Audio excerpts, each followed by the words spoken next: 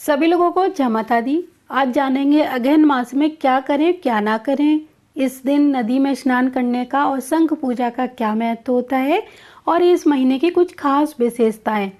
मार्गशीर्ष यानी अगहन का महीना श्री कृष्ण और भगवान विष्णु की पूजा के लिए सर्वोत्तम माना गया है। इस महीने में शंख पूजा, नदी स्नान, दान, भजन, कीर्तन और पूजा पाठ का विशेष महत्व है। आइए जानते हैं विष्णु महापुराण के अनुसार इस महीने क्या क्या काम करने चाहिए। शंख पूजा का महत्व और उसकी पूजा की विधि जानेंगे। पुराणों के अनुसार विधि विधान से अगहन मास में शंख की पूजा करनी चाहिए। जिस प्रकार सभी देवी देवताओं की पूजा की जाती है वैसे ही शंख का भी पूजन करना चाहिए। इस मास में साधारण से साधारण शंख की पूजा करने पर पंचजन्य शंख की पूजा के समान फल मिलता है। जैसा कि आप जानते हो सभी वैदिक कार्यों में शंख का विशेष स्थान है। शंख का जल सभी को पवित्र करने वाला माना जाता है। तो इसी वजह से आपने देखा होगा कि आरती के बाद श्रद्धालुओं के ऊपर मंदिरों में शंख से जल छिड़का जाता है। साथ ही शंख को लक्ष्मी जी का प्रतीक माना जाता है। इसकी पूजा महालक्ष्मी जी को प्रसन्न करने वाली होती है।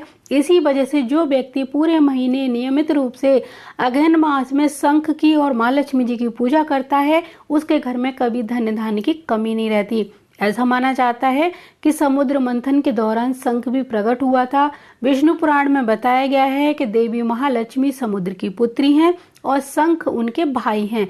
इसी कारण से भक्तों द्वारा शंख की भी पूजा की जाती है। यानी पूरे अगहन मास में अगर आपके आसपास कोई पवित्र नदी है तो उसमें स्नान करें, शंख की और माँ लक्ष्मी जी की पूजा करें। अगर कोई नदी नहीं है तो कोई बात नहीं, घर पर ही स्नान करिए, माँ लक्ष्मी जी की और शंख की विधि विधान से पूजन करिए जिस तरह आप भगवान की पूजा करते हैं। आपके पास अगर 2 शंख हैं तो एक शंख बजाइए और एक की पूजा करिए।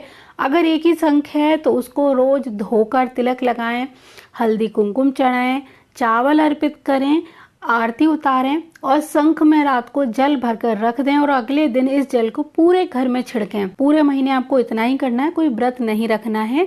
जब तक आप पूजा ना कर लें तब तक आपको उस समय तक उपवास रखना है और उसके बाद आप भोजन ग्रहण कर सकते हैं।